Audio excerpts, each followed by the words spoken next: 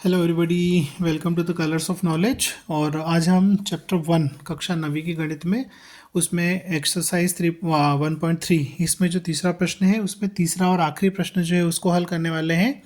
तो देखिए इसमें क्या करना है। जो प्रश्न दिया है 0.001 का बार, इसको x के बराबर ले लेंगे तो x बराबर 0.001 और उसका बार।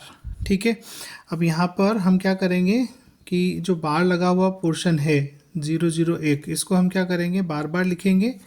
ये बार बार आएगा क्योंकि ये रिपीटिंग पार्ट है ना। डेसिमल का कौन सा पार्ट है, रिपीटिंग पार्ट है। और इस प्रकार से आगे ये आता जाएगा।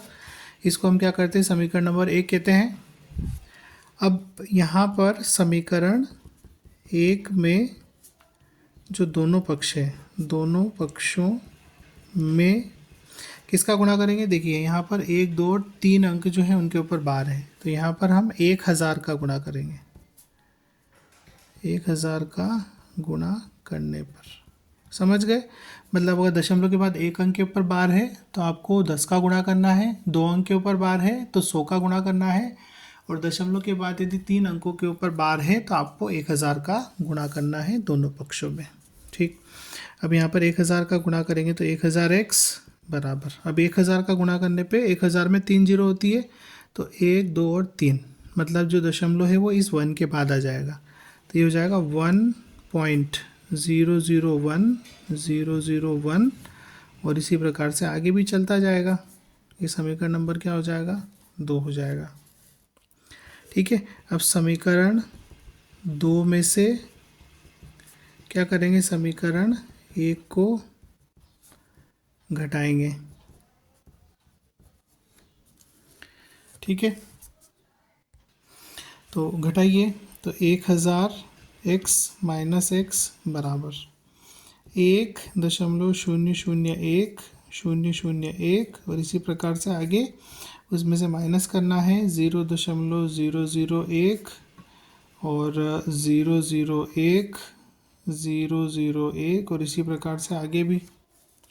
ठीक है, अब मैंने आपको बताया कि दशमलव के नीचे दशमलव आना चाहिए, तो आपको देखिए 1.001 फिर 0.01, इसमें से माइनस करना है 0.001 और इसी प्रकार से आगे 0.01, इसी प्रकार से आगे आता जाएगा। ठीक है,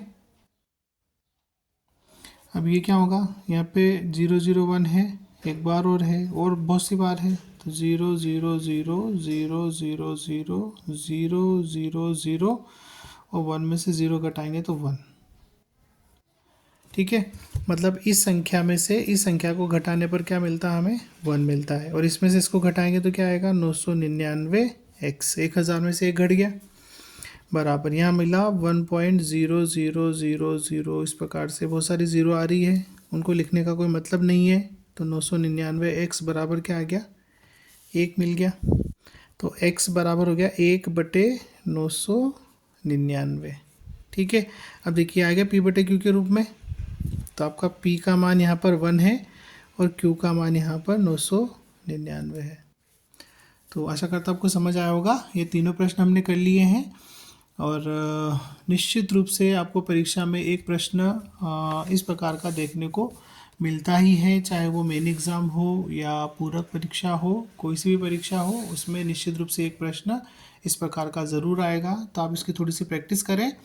देखिए गणित में क्या है कि सवाल किताब में दिया हुआ है वही पूछा जाए ज़रूरी नहीं है, आपको विधि आना चाहिए, है ना। मैंने आपको बता दिया कि भाई 0.6 का बार को इस प्रकार से हल करते हैं। यदि आपको वहाँ दे दिया जाता है कि 0.7 का बार, तो फ़र्क क्या पड़ा, फ़र्क ये पड़ा कि 6-7 बन गया, बाकी जो विधि है वो सेम है, विधि नहीं बदली है। तो उसी विधि से करना है, बस आपको अंतर क्या करना है, अंतर इतना सा करना है कि 6 की जगह 7 लिखना है। ठीक है, तो आशा करता हूँ आपको मेरी बात समझ में आई होगी और उसी के अनुसार अपनी परीक्षाओं की तैयारी करेंगे। Thanks for watching. वीडियो को लाइक कीजिए, चैनल को सब्सक्राइब कर लीजिए, दूसरों को भी रिकमेंड कीजिए कि चैनल को सब्सक्राइब करें। मैं बहुत सी अच्छी अच्छी चीज़ें और पढ़ाने के लिए लेकर आने वाला हूँ, तो उन सब का फ़ायदा आप सभी को मिलेगा। Thanks for watching. वीडियो को लाइक कर दीजिए और मुझे सपोर्ट कीजिए। Thank you.